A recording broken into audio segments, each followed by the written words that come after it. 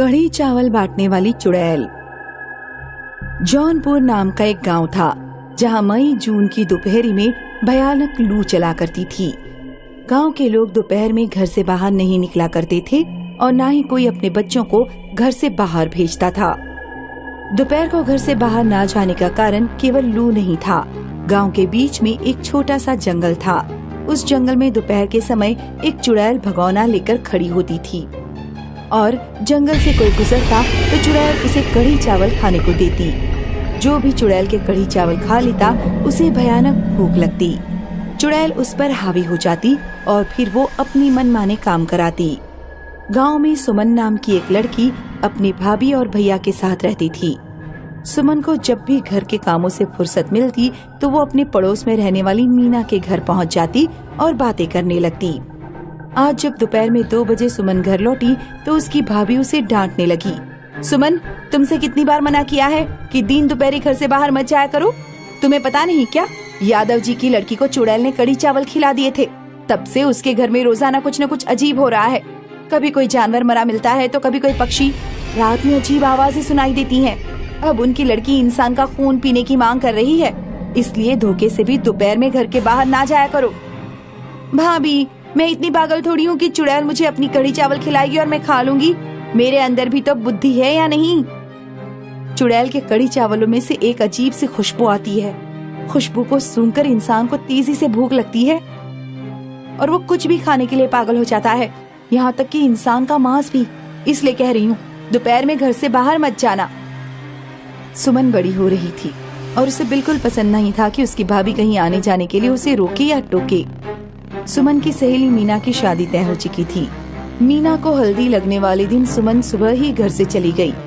दोपहर में जब वो अपने घर लौट रही थी तो उसे गांव में कहीं दूर से आइसक्रीम वाले की आवाज सुनाई दी। बड़ी तेज भूख लग रही है। सुमन के पास 5 रुपए थे। वो आवाज का पीछा करते करते गांव के बीच में जंगल के पास पहुंच गई।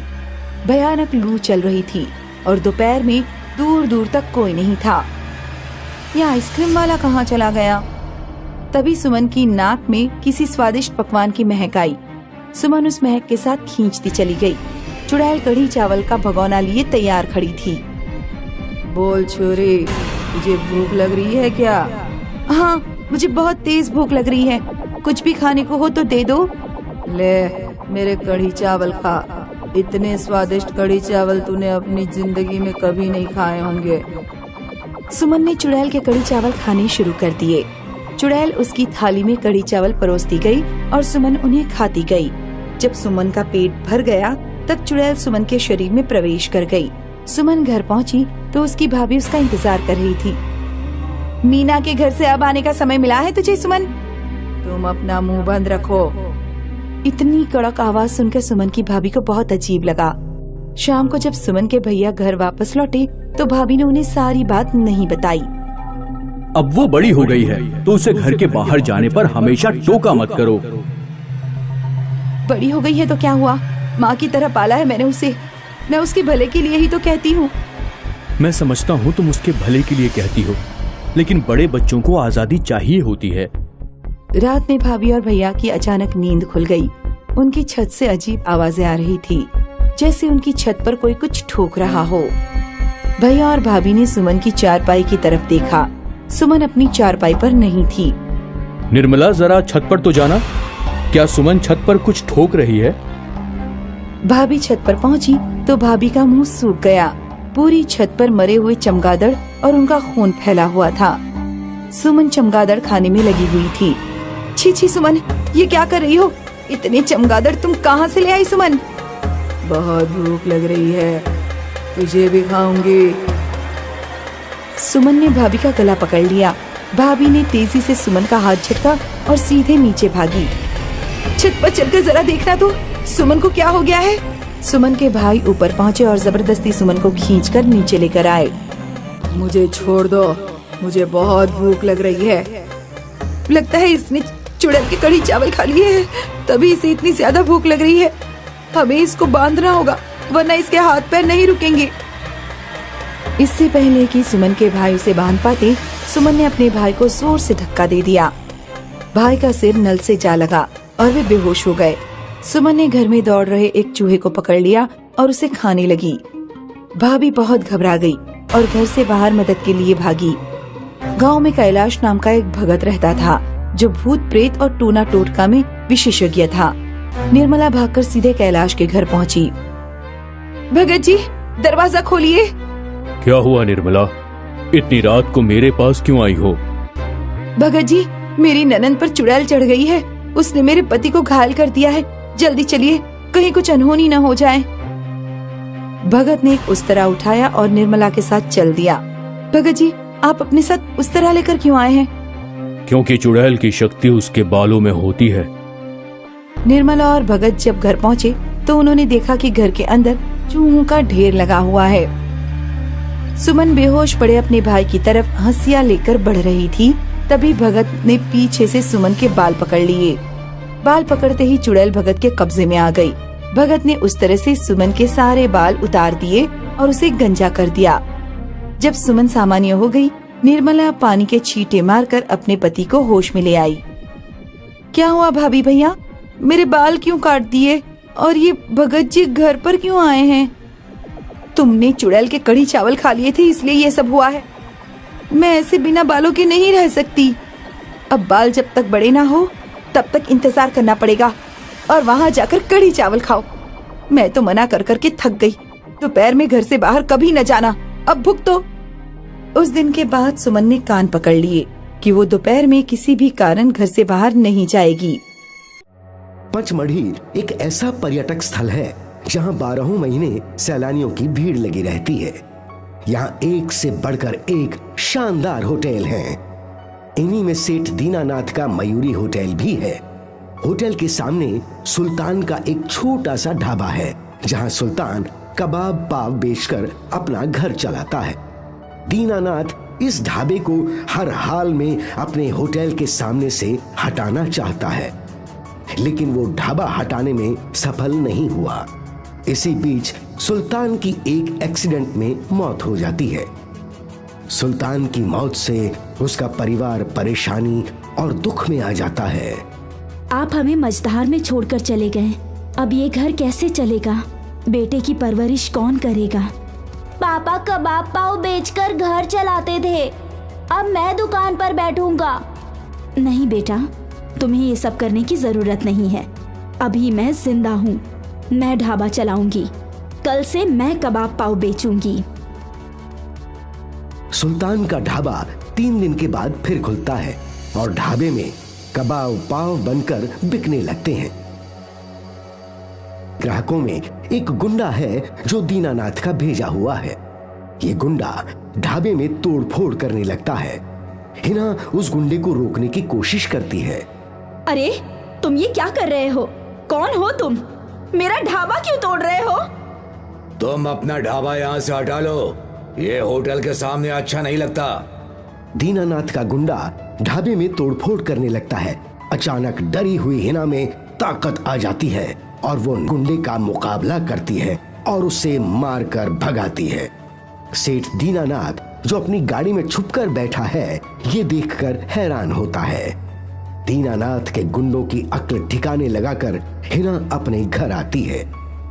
अम्मी, आपने तो आज कमाल कर दिया। गुंडों की क्या गजब धुलाई की है, मजा आ गया।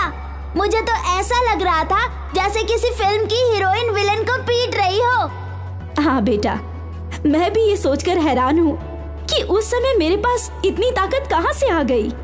आज अब्बू होते तो और मजा आता। मुझे तो ऐसा ही लगा जैसे तुम्हारे अब्बू उस समय मेरे साथ थे। तभी सुल्तान की आत्मा वहां प्रकट होती है जो सिर्फ हिना को दिखाई देती है, बेटे को नहीं। सुल्तान की आत्मा हिना से कहती है, तुमने सही पहचाना हिना, उस समय मैं तुम्हारे साथ ही था। आप यहाँ? हाँ, मैं सुल्तान की आत्मा हूँ। हिना, जब दीनानाथ के गुंडे ने ढाबे पर हमला किया और तुम डर गई, तब मैं तुम्हारे शरीर में समा गया था। इसका मतलब मेरे अंदर जो ताकत थी वो आप ही थे? हाँ, आज से मैं हमेशा तुम्हारे साथ रहूंगा। लेकिन आपका तो एक्सीडेंट हो गया था। मेरे एक्सीडेंट और मौत का भी एक रहस्य है। ये सब कुछ मैं समय आने पर बताऊंगा। तुम अपना ख्याल रखना और बेटे का भी। सुल्तान की आत्मा गायब हो जाती है। हिना भावुक होकर उसे इधर उधर देखती है। सुल्तान, कहाँ हो तुम? कहाँ हो? अम्मी, आप किससे बात कर रही थी? किसी से नहीं बेटा, किसी से नहीं, बस तुम्हारे अब्बू की याद आ रही थी। हिना अब सेठ दीनानाथ से टकराने का मन बना लेती है। निडर होकर अपना ढाबा खोलती है। सेठ दीनानाथ हिना की हिम्मत देखकर गुस्से से आग बबूला हो जाता है। दीनानाथ एक तांत्रिक से मिलता है और अपनी सारी कहानी बताता है। तांत्रिक बाबा अपने तंत्र मंत्र की तैयारी के साथ सुल्तान के ढाबे पर आता है। ये ढाबा अपशगुन है, इस बस्ती के लिए मनहूस है। इसे यहाँ से हटाना ही पड़ेगा। बाबा, इस ढाबे से मेरा घर चलता है, ये किसी के लिए मनहूस कैसे हो सकता है? मैंने अपनी शक्ति से देख लिया है, इस ढाबे में आत्मा का साया है। मैं इसे अभी अपनी शक्ति से नष्ट कर दूंगा। तांत्रिक बाबा मंत्र पढ़कर उस ढाबे पर जल छिड़कता है। ढाबे में आग लग जाती है। हिना घबराकर अपने पति को याद करती है।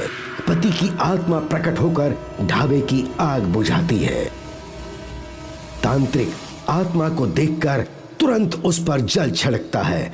आत्मा और तांत्रिक के बीच जादुई लड़ाई होती है। आखिर में तांत्रिक उस आत्मा को अपने काबू में कर लेता है। मैंने कहा था यह आत्मा का साया है। देखो, मैंने इसे पकड़ लिया है।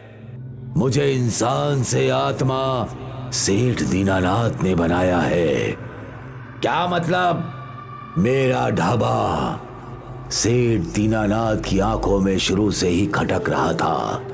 उसने मुझे यहां से हटाने की बहुत कोशिश की। जब मैं नहीं माना तो उसने अपने गुंडों से मेरी हत्या करा दी और एक्सीडेंट का नाम दे दिया। क्या तुम सच बोल रहे हो?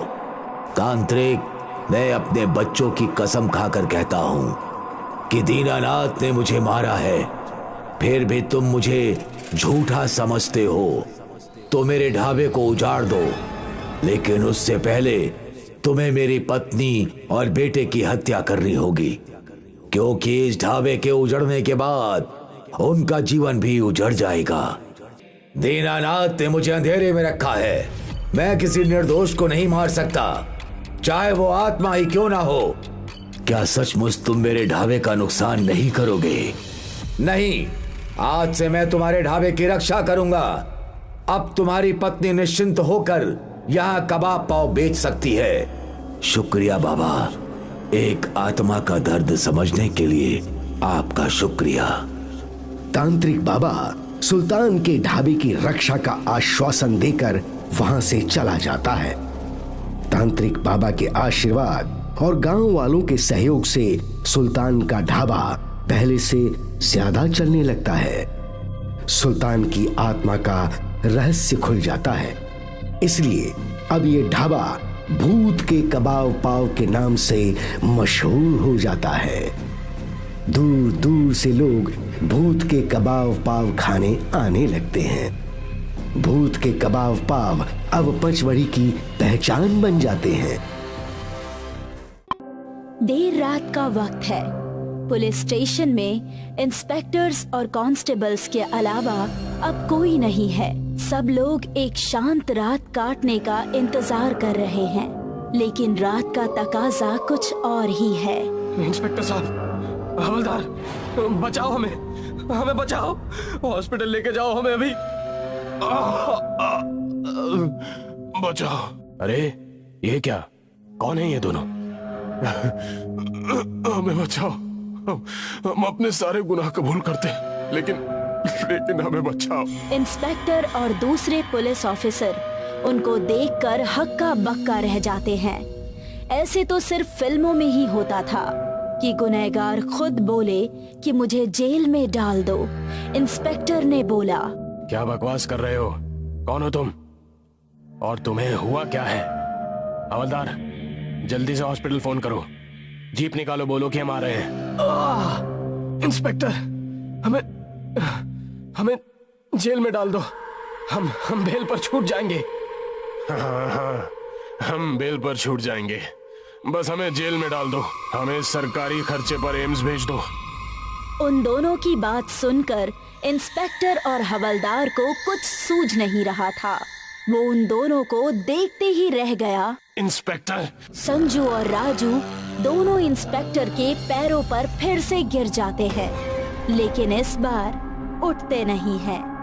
इंस्पेक्टर और हवलदार उन्हें टच करते हैं और देखते हैं कि वो मर गए हैं। ये तो मर गए। कौन है ये दो?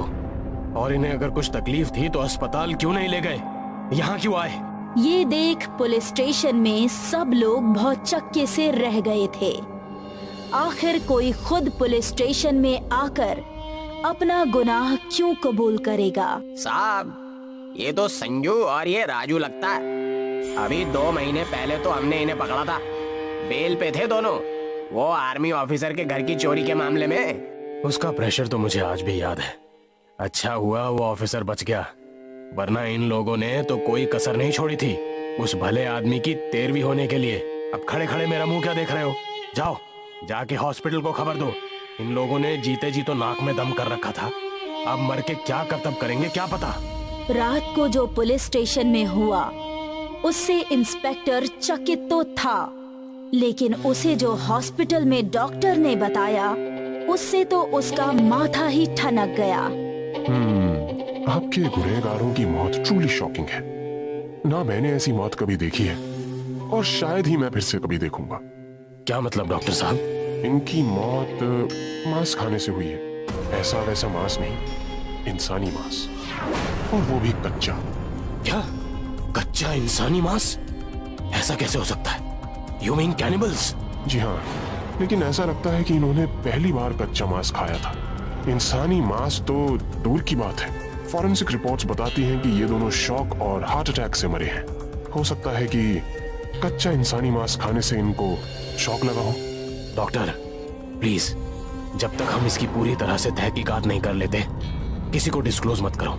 इस शहर को मैन ईटर की जरूरत नहीं है। ठीक है इंस्पेक्टर, मैं अपनी रिपोर्ट में ये सब नहीं लिखूंगा, लेकिन जान लीजिए आपके चहीते शहर में अब कुछ ऐसा हो रहा है जो शायद आप ही रोक सकें। इंस्पेक्टर ने जो सुना उससे वो चकित तो हो गया, लेकिन इन सब के पीछे क्या राज है ये जानने के लिए हमें जाना पड़ेगा कुछ महीनों पीछे। देर रात है। संजू एक चोरी की हुई गाड़ी तेजी से चला रहा था। उसके साथ राजू, उसका दोस्त और दूसरा चोर भी है। अरे यार संजू, आज तो हमने बहुत सारा पैसा कमा लिया। अरे किसे पता था कि उस बुड्ढे के घर पे इतना पैसा होता है? चल भाई, 2-3 महीने के लिए आराम हो गया। अरे भाई, आजकल इन बुड्ढों के पास ही इतने पैसे होते हैं। जवानों का पैसा तो EMI और क्रेडिट कार्ड्स बिल भरने में ही चला जाता है। इसीलिए बोलता हूँ, उन्हें ऐसी जगह शिफ्ट हो जाते हैं, सीनियर्स ही सीनियर्स और पैसा ही पैसा। भाई अब तो शिफ्ट होना ही पड़ेगा। थोड़ा 3-4 महीने तो अंडरग्राउंड होना पड़ेगा। पिछली बार की तरह इस बार पूरी तरह तो फंसे नहीं, लेकिन बुड्ढा मानेगा भी नहीं, पुलिस केस तो जरूर करेगा। यार देख, पिछली बार जो हुआ वो मैं मानता हूँ कि मैंने गलत किया, लेकिन उस आर्मी ऑफिसर ने हमारा चेहरा देख लिया था और फोड़ भी दिया था। तेरे को भी लगी थी ना? अरे इसीलिए उसका खून करना पड़ा। अच्छा, खून करना पड़ा। और वो लड़की, उसका क्या था? उसको क्यों मारा? उसने तो हमारा चेहरा भी नहीं देखा था। अब देख, सबसे पहली बात, अदालत में ये प्रूव नहीं हुआ कि हमने उसे मारा, और दूसरी बात, वो सॉफ्टवेयर इंजीनियर थी, उसका घर देखा था, चारों ओर CCTV कैमरास, एक भी पुलिस के हाथों लग जाता तो हमारी शामत थी शामत, समझा? हम बच गए ये समझ कि पुलिस की नजर पड़ने से पहले ही हमने उस लड़की और कैमरास दोनों को गायब कर दिया। हाँ, और अदालत ने तो हमको बेल भी दी थी। वो लॉयर ने क्या बोला था? हाँ? अरे विक्टिमलेस क्राइम। हाँ, विक्टिमलेस क्राइम। उसको क्या मालूम कि रोड एक्सीडेंट भी होते हैं। गुनहगार अपने गुनाहों की जब प्रशंसा करने लगे तो समझना चाहिए कि उसका अंतिम वक्त आ चुका है। अरे हरामखोर, देख के चला ना। अरे वो जवान लड़की को मार देने का मजा ही कुछ और था। किसी आदमी को मारते हैं तो वो झगड़ा मारामारी करता है, लेकिन वो लड़की तो मुझे छोड़ दो बोलते बोलते थकी ही नहीं, और तुमने उसका गला काट दिया। हाँ, बिल्कुल जैसे कोई कसाई मुर्गे का गला काट देता है। हाँ, और क्या मुर्गी थी वो। देख, अपनी फ्रेंड है वो सोशल नेटवर्क पर। तू पागल हो गया क्या? जिसका खून किया उसका सोशल मीडिया पर तो फ्रेंड है। अरे केस तो चलता रहेगा, लॉयर को क्या मालूम कि सोशल मीडिया पर क्या चल रहा है। तू फोटो देख, फोटो क्या कड़क माल है, देख देख। अरे यार वो सब छोड़, अभी भूख लगी है, कहीं खाना खिला दे यार। अब तू बोल रहा है कि अंडरग्राउंड हो जाना पड़ेगा, तो क्या पता मुंबई का खाना कब नसीब हो। हाँ वो तो है भाई। चल, एक नया चाइनीज का ठेला खुला है, वहीं जाते हैं। अरे कल सुबह की टिकट खरीद कर गाँव चले जाएंगे। संजू और राजू को भूख तो लगी है, लेकिन उनको ये नहीं मालूम कि जो उनके साथ अब होने वाला है वो शायद हर गुनहगार को गुनाह करने के पहले 100 बार सोचने पर मजबूर कर दे। आओ साहब आओ, चांदनी चाइनीज में आपका स्वागत है। बोलिए क्या लाऊं मैं आपके लिए? नूडल्स, सेजवान कि चाउमीन? अरे राजू, नया चाइनीज का ठेला खुला था ये मालूम था, लेकिन इतना सुंदर है साला ये नहीं मालूम था। ए साहब, ठेला मत बोलो, दिखता नहीं है। यहाँ बैठने की जगह है और वहाँ लेटने की जगह है। ये ओपन एयर रेस्टोरेंट है चांदनी का, और बहुत जल्द 5 स्टार होटल भी खोलूंगी मैं। हाँ, खोल लेना, जरूर खोल लेना, लेकिन पहले आज हमें कुछ खिला तो दो। जरूर, आइए बैठिए ना। वो 2 चोर आके बैठ जाते हैं और चारों ओर की चकाचौंध देखकर उनके मन में एक ही ख्याल आता है। अरे भाई, अभी खुला है और देख कितना आलीशान है। लगता है बहुत पैसा होगा इनके पास। लगती तो अकेली है, एक आध वेटर होगा और अंदर एक कुक होगा, और क्या 4 जन और हम माला माल। अरे वो सब बाद में देखते हैं, अभी बहुत भूख लगी है, पहले वो कर लेते हैं।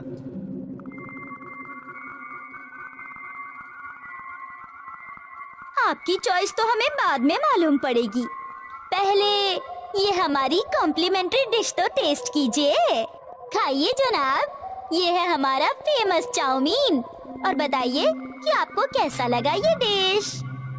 अरे ये क्या भद्दा टेस्ट है, ऐसे चाइनीज बनाता है कोई? छी, मुझे तो लगा ये बहुत अच्छा चाइनीज रेस्टोरेंट होगा। ये क्या बकवास टेस्ट है यार। माफ कीजिए साहब, शायद ये डिश किसी और के लिए बना था और आपने खा लिया। अरे ये क्या मजाक है, तुमने तो बोला कि ये कॉम्प्लीमेंट्री डिश है, और अब बोल रही है कि ये किसी और के लिए बना था। हाँ सर, किसी और के लिए बन रहा था, लेकिन मैं आपके लिए लेकर आ गई। जैसे मैं अपने पैसे गांव भेजने के लिए तैयार कर रही थी और तुम लोगों ने उनको चोरी करके मुझे मार दिया। कहाँ भाग रहे हो? अभी तो तुमको सब कुछ अच्छा लग रहा था, अब क्या हुआ? हमें माफ कर दो, हमें जाने दो, हमने कुछ नहीं किया। अरे हाँ, हमें माफ कर दो, हमने कुछ नहीं किया, हमें जाने दो। माफी? मैं कौन होती हूँ तुम्हें माफ करने वाली? तुम्हें तो बेल मिल ही गई ना, तुमको किस चीज का डर? हाँ, हम दोनों को बेल मिल गई, हमें अभी जाने दो। पता है, तुम 2 टक्के के चोरों ने जब मेरे घर पे चोरी की और मैं अपने माँ बाप को पैसे नहीं भेज सकी, तो उन्होंने खुदकुशी कर ली। हमें माफ कर दो, हमें माफ कर दो। और क्या नसीब है जिस गाड़ी में मैं उनके अंतिम संस्कार के लिए गांव जा रही थी, उसका भी एक्सीडेंट हो गया। उस दिन से मैं तुम्हारा यहाँ इंतजार कर रही हूँ कि तुम मिलो तो पूछूं। तुम्हारे एक चोरी करने की वजह से 3 लोगों की मौत हुई है। कहाँ का है ये विक्टिमलेस क्राइम? संजू और राजू को अब समझ में आता है कि उनके गुनाहों ने उन्हें अब पकड़ लिया है। वो बिलबिलाने लगते हैं, लेकिन चांदनी की आंखों में रहम की कोई गुंजाइश नहीं है। अब अगर तुम यहीं मरना नहीं चाहते तो ये कच्चा गोश्त खाओ और जाओ पुलिस स्टेशन में सब बयान कर दो, वरना ये तो तय है कि मेरे होटल में और 2 भूत आ जाएंगे अभी इसी वक्त। हम खाएंगे, हम यही खाएंगे, हमें जाने दो। इस तरह उस चुड़ैल ने संजू और राजू को पूरी रात इंसानी मांस खाने पर मजबूर कर दिया। वो 2 तो वहाँ से जैसे तैसे निकल गए,